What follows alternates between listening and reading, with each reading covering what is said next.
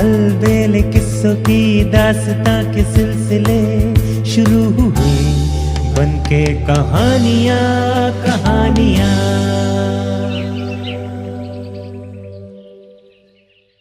आइए सुनते हैं मुल्ला नसरुद्दीन की कहानियां मुल्ला और घोड़ा। अपने गधे की लगाम थामे मुल्ला नसरुद्दीन आगे बढ़ा जा रहा था। दोपहर का दूसरा प्रहर गुजर चुका था। गर्मी की ज्यादती की वजह से चारों तरफ सन्नाटा था। धूल भरी गुब्बार उड़ रही थी। मुल्ला पसीने से तरबतर आगे बढ़ता जा रहा था। बाजार से गुजरते हुए उसने जानी पहचानी सड़कों को देखा, कहवा, चाय की दुकानों व मीनारों को पहचाना। 8-10 वर्षों भी कुछ चीज ज्यों की त्यों थी।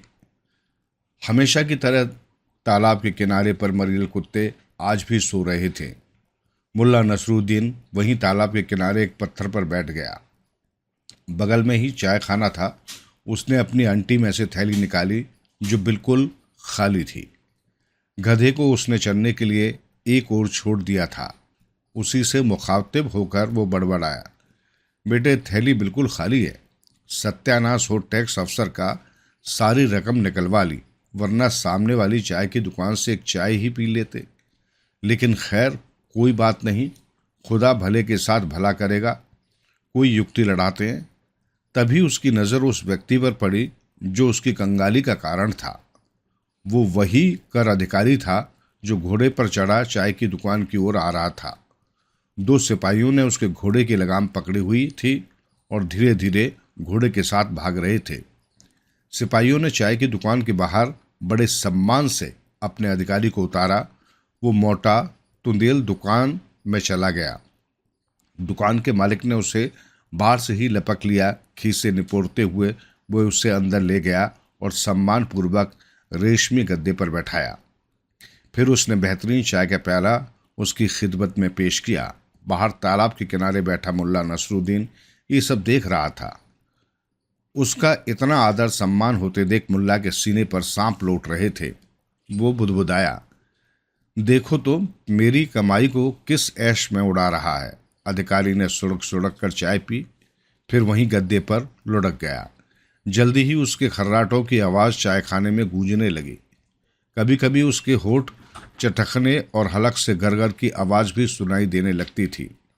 दूसरे मेहमानों ने इस ख्याल से धीरे धीरे बोलना शुरू कर दिया कि कहीं कर अधिकारी की नींद में खलल न पड़ जाए।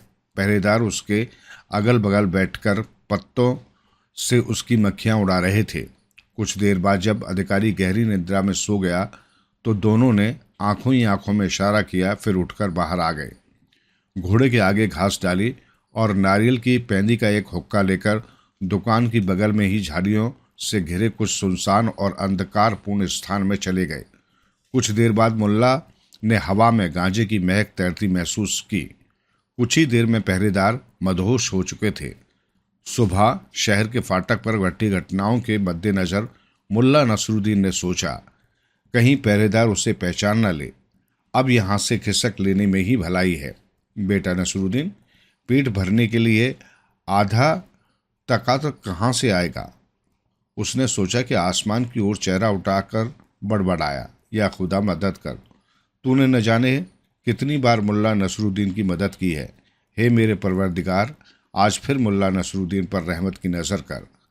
अरे सुन, तभी किसी ने पुकारा। मुल्ला ने पलटकर देखा। एक सजी धजी घोड़ागाड़ी उसके सामने खड़ी है। एक आदमी कीमती साफ और कीमती कपड़े पहने गाड़ी की खिड़की से झांक रहा है। उसे देखकर मुल्ला समझ गया कि अल्लाह ने उसकी सुन ली और कोई खुदाई मददगार आ पहुंचा है। जबकि उस रईस अजनबी ने सिर से पांव तक उसे देखते बड़े ही रुआब से कहा, मुझे घोड़ा पसंद है, बोल क्या ये बिकाऊ है? उसका इशारा नसरुद्दीन से 4 कदम की दूरी पर चल रहे अधिकारी के घोड़े की तरफ था। मुल्ला का गधा उससे कुछ दूरी पर था।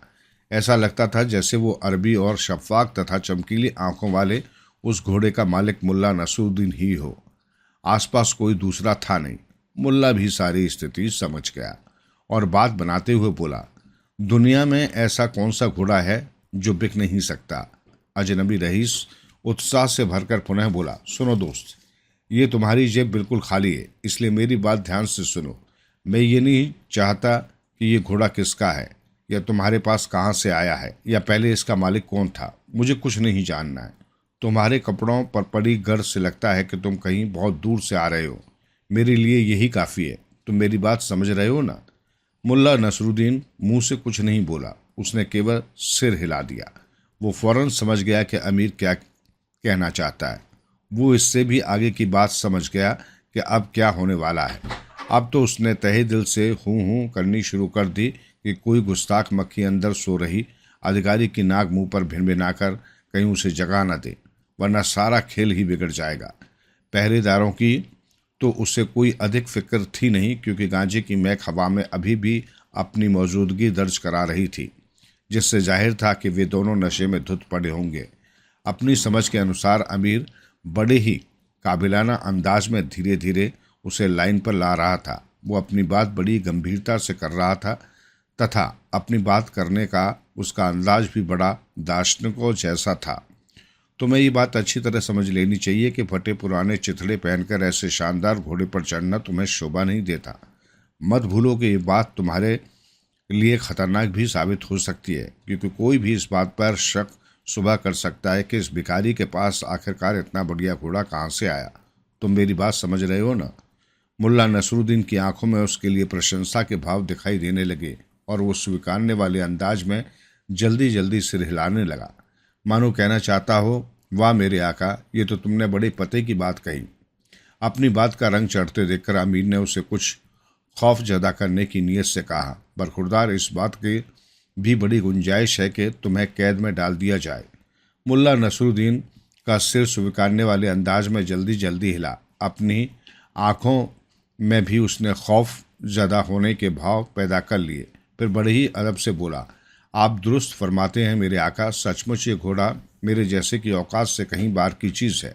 मेरे ये फटी पुरानी और भिखमंगों जैसी पोशाक तो किसी गधे पर ही चढ़ने के काबिल है। मुझे तो ऐसे शानदार अरबी घोड़े पर सवारी करने की बात तो सपने में भी नहीं सोचनी चाहिए। मुल्ला नसरुद्दीन का जवाब सुनकर रईस बड़ा खुश हुआ। वो थोड़ा और गरूर से बोला, हालांकि तुम काफ़ी गरीब हो, मगर मुझे खुशी है कि गरूर ने तुम्हें अंधा नहीं किया है। नाचीज गरीब को नरमाई ही अच्छी लगती है। ए मुसाफिर, सुंदर फूल बादाम के शानदार तर्क पर ही शोभा पाते हैं, न किसी कटीली झाड़ी पर। यदि तुम्हें ये थैली चाहिए तो बताओ। उसने एक थैली निकालकर नसरुद्दीन को दिखाते हुए खनखनाई। इसमें पूरे 300 तके हैं। 300 तके? धमाका सा हुआ मुल्ला नसरुद्दीन के जहन में। भौचक्का सा होकर वो एकदम से चिल्लाया, चाहिए चाहिए। उसके हड़बड़ाहट और चिल्लाने का कारण यह था कि एक गुस्ताख मक्खी अंदर कर अधिकारी की नाक में भिनभिनाई थी, जिस कारण वो बहुत ज़ोर से छींक कर कुनमुनाया था और उसकी छींक की आवाज़ नसरुद्दीन को बाहर साफ साफ सुनाई दी थी। कहीं यह मौका हाथ से निकल जाए, यह सोचकर वो जल्दी से बोला, चाहिए। मैं समझता हूँ कि इस समय मुझे किसी घोड़े की नहीं बल्कि इसकी ज़रूरत है। चांदी की 300 तके लेने से भला कौन इनकार कर सकता है मेरे आका? अरे ये तो ठीक ऐसे ही है जैसे किसी को सड़क पर पड़ी हुई कोई थैली मिल जाए।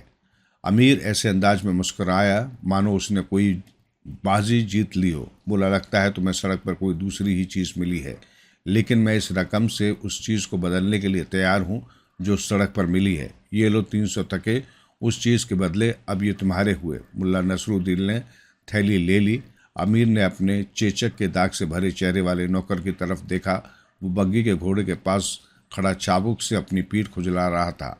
उसका चेहरा खुरदुरा और पत्थर की तरह कठोर था तथा आंखों में मक्कारी भरी चमक थी। मक्कारी में वो किसी भी सूरत में अपने मालिक से कम दिखाई नहीं दे रहा था। अपने मालिक का इशारा पाकर वो कर अधिकारी के घोड़े की ओर बढ़ने लगा। अपने मालिक और नसरुद्दीन के बीच हुए पूरा वार्तालाप वो सुन चुका था। उसे घोड़े की ओर बढ़ते देखकर मुल्ला नसरुद्दीन के दिमाग में खतरे की घंटी बज उठी। उसने फौरन फैसला कर लिया था कि 3 मक्कारों को एक साथ एक ही सड़क पर नहीं होना चाहिए। अतः उसने अमीर की नेक नियति और रहमदिली का कसीदा पढ़ा और अपने गधे पर सवार हो गया। फिर उसने गधे को ऐसी एड़ लगाई कि वो सुस्त और आलसी सा गधा फौरन कमान से निकले तीर की भांति सर पर दौड़ लिया। करीब 1 फर्लांग दूर जाकर मुल्ला नसरुद्दीन ने पलट कर देखा खुरदुरे चेहरे वाला सेवक घोड़े को अपनी गाड़ी से बांध रहा था। करीब आधा फर्लांग दूर जाकर वो फिर पलटा तो वहां नज़ारा ही दूसरा था। उसने देखा कि कर अधिकारी और रईस आपस में गुत्थे हुए हैं, आपस में एक दूसरे की दाढ़ियां पकड़ पकड़ कर नोच रहे हैं। चाय खाने में बैठे तमाम ग्राहक बाहर आकर तमाशबीन बन चुके हैं। सिपाही और खुरदुरे चेहरे वाला नौकर रईस और कर अधिकारी को छुड़ाने की कोशिश में लगे हैं। मुल्ला नसरुद्दीन ने फौरन किसी गली में घुसकर 9-2-11 होना ही बेहतर समझा। वो फौरन एक ऐसी गली में घुस गया जो काफ़ी लंबी और तंग थी। काफ़ी दूर जाकर जब उसे विश्वास हो गया कि उन लोगों की पकड़ में आने से बाहर हो गया है तो उसने गधे की लगाम खींच दी और बोला, ठहर मेरे बेटे ठहर, अब ज़्यादा भागने की ज़रूरत नहीं। मुल्ला नसरुद्दीन के शब्द अधूरे ही रह गए। किसी तेज़ी से भागते आ रहे घोड़े की टापों की आवाज़ सुनकर वो बुरी तरह चौंका। उसने पलट कर देखा तो छक्के छूट गए। खुरदुरे चेहरे वाला नौकर बिल्कुल उसके सिर पर आ पहुंचा था। वो चिल्लाया, वो मेरे वफादार गधे, जल्दी से भाग और मुझे यहाँ से निकाल ले चल, मैं तुझे बढ़िया नाश्ता कराऊंगा। लेकिन तब तक देर हो चुकी थी। वो घुड़सवार तेजी से उसके आगे आ चुका था।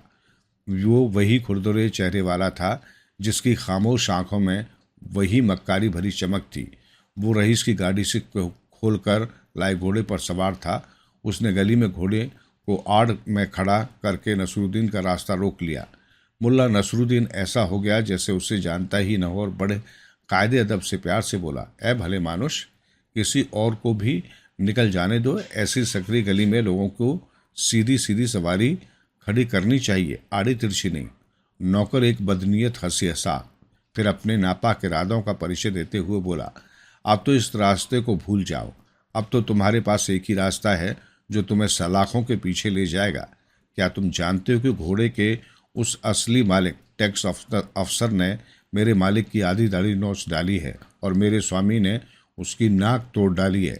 अब कल अमीर की अदालत में पेश होने के लिए तैयार हो जाओ, बरखुरदार तुम्हारे सितारे गर्दिश में आ गए हैं। मेरे अल्लाह, मुल्ला नसरुद्दीन ने आश्चर्य से आंखें फैलाकर कहा, तुम कहना क्या चाहते हो? आखिर इतने रुतबे वाले लोगों के लड़ने का क्या मतलब है और मुझे इन बातों से क्या लेना देना है? तुमने मेरा रास्ता क्यों रोक लिया? क्या मैं उनका फैसला करूंगा? मेरे भाई, उन्हें अपना फैसला खुद करने दो। खामोश, नौकर चिल्लाया, वापस चलो, तुम्हें उस घोड़े के बारे में जवाब देना पड़ेगा। किस घोड़े का भाई? नितांत अनजान बनते हुए मुल्ला नसरुद्दीन ने कहा, कैसा घोड़ा, किसका घोड़ा? ये बेअदबी, और वो भी मेरे साथ। खुरदुरे चेहरे वाला गुर्राया, जानबूझकर अनजान न बनो। मैं उस घोड़े की बात कर रहा हूँ जिसके एवज में मेरे मालिक ने तुझे तकों से भरी थैली दी है।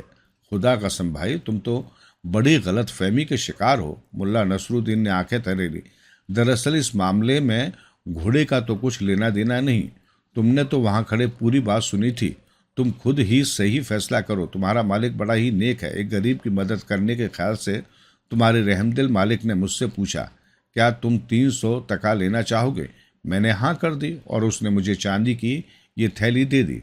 खुदा उसे उम्र दराज करे। उसने मुझे रकम देने से पहले ये जानने के लिए कि मैं वास्तव में उसकी इस मेहरबानी के काबिल हूँ भी या नहीं परखना चाहा तो मुझ में नरमाई और नेकी भी है ये नहीं। उसने कहा, मैं नहीं जानना चाहता कि ये घोड़ा कहाँ से आया और किसका है। देखा था ना तुमने? वो जानना चाहता था कि कहीं मैं घमंड में आकर अपने आप को घोड़े का मालिक तो नहीं बता रहा।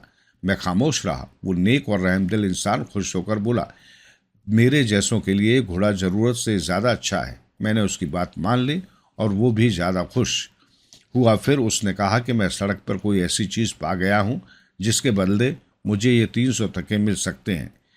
उसका इशारा ज़रूर मेरी ईमानदारी और इस्लाम के प्रति मेरे यकीन की तरफ था।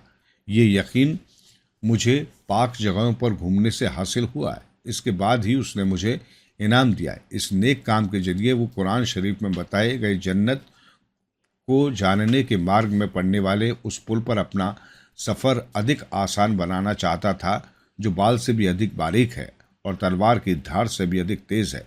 इबादत के वक्त मैं खुदा को तुम्हारे मालिक के इस नेक काम का हवाला दूंगा ताकि अल्लाह ताला उस पुल पर उसके लिए बाड़ लगवा दे। खुरदुरे चेहरे वाले ने बड़ी खामोशी से उसकी बात सुनी। इस बीच वो चाबुक से अपनी पीठ सहलाता रहा। पूरी बात सुनने के बाद वो एक काइयाँ सी हंसी हंसकर बोला, ए मुसाफिर, तुम्हारी बात बिल्कुल सही है। आखिर इस बात का मतलब पहले मेरी समझ में क्यों नहीं आया? तुम्हारी बातचीत का मतलब बड़ा ही नेक है, लेकिन क्योंकि उस दूसरी दुनिया के रास्ते का पुल पार करने में तुमने मेरे स्वामी की सहायता करने का निर्णय लिया है, तो अधिक सुरक्षा तो इसी में है कि ये बात बाढ़ पुल के दोनों ओर लगाई जाए। मैं खुशी खुशी खुदा से दुआ करूंगा कि वो मेरे स्वामी के लिए दूसरी तरफ लगा दे। उसकी बात सुन मुल्ला नसरुद्दीन बोला, तो मांगो दुआ, मैंने कब मना किया है? मुल्ला नसरुद्दीन बोला, कौन रोकता है तुम्हें? बल्कि ये तो तुम्हारा फर्ज है।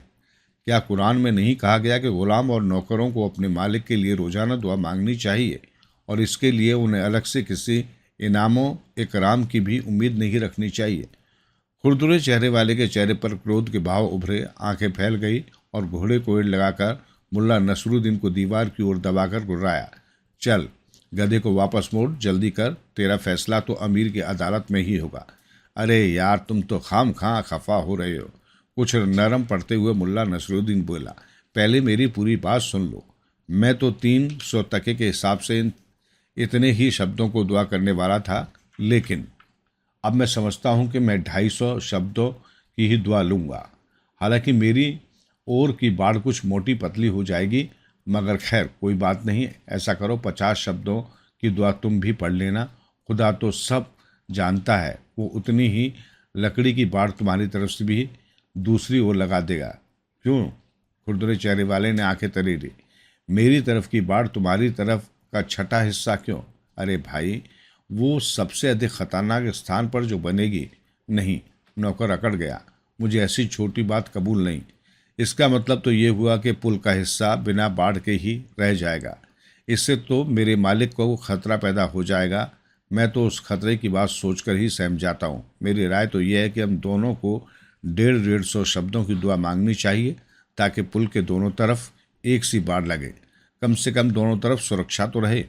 फिर चेतावनी सी देते हुए बोला, अगर तुम मेरी बात से इत्तेफाक नहीं रखोगे तो इसका यही मतलब होगा कि तुम मेरे मालिक का बुरा चाहते हो। तुम चाहते हो कि वो पुल से नीचे गिर जाए। अगर ऐसा चाहते हो तो मैं तुम्हें जेल का रास्ता देखना होगा। मुल्ला नसरुद्दीन को लगा कि यदि कहानी ज़्यादा लंबी हुई तो उसकी अंटी से थैली खिसक जाएगी, इसलिए उसने 150 शब्दों की दुआ ही कबूल कर ली। और जब उन दोनों ने अपना अपना रास्ता पकड़ा तो मुल्ला नसरुद्दीन की थैली का आधा वजन कम हो चुका था।